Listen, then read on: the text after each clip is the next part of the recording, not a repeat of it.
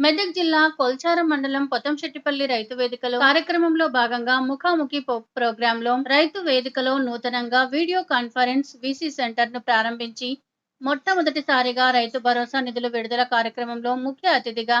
హైదరాబాద్ రాజేంద్రనగర్ వ్యవసాయ యూనివర్సిటీ నుంచి గౌరవ ముఖ్యమంత్రి రేవంత్ రెడ్డి ప్రత్యక్ష ప్రసారాన్ని వీక్షించి రైతు భరోసా నిధులకు ప్రారంభించిన గౌరవ తెలంగాణ రాష్ట్ర ఉప ముఖ్యమంత్రి బట్టి విక్రమార్క, వ్యవసాయ శాఖ మంత్రులు తుమ్మల నాగేశ్వరరావు, సహచార మంత్రివర్గ సభ్యులు పాల్గొన్నారు. యావత్ తెలంగాణ రాష్ట్ర రైతాంగానికి రైతు భరోసా నిధులు విడుదల చేయడం జరిగింది. ఉప ముఖ్యమంత్రి వర్యులు బట్టి విక్రమార్క గారు,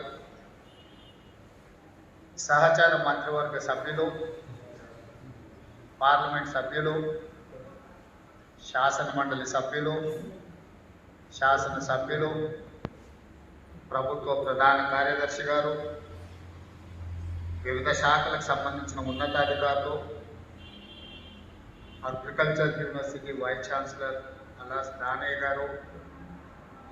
వ్యవసాయ శాఖ కమిషన్ చైర్పర్సన్ పెద్దలు కోదండ రెడ్డి గారు, అదేవిధంగా ప్లానింగ్ కమిషన్ వైస్ చైర్మన్ పెద్దలు ఈ అగ్రికల్చర్ యూనివర్సిటీ పూర్వపు విద్యార్థి డాక్టర్ జి చిన్నారెడ్డి గారు, అదేవిధంగా వేదిక మీద ఉన్న ప్రజాప్రతినిధులు, ఈ ఆడిటోరియంలో ఉన్న రైతాంగ మిత్రులు,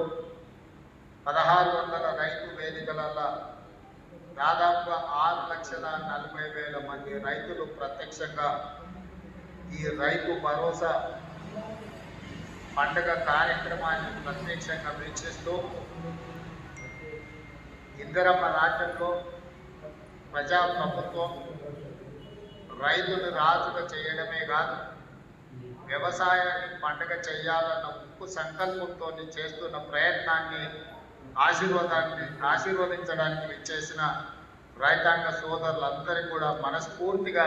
కృతజ్ఞతలు, ధన్యవాదాలు తెలియజేస్తున్నాను.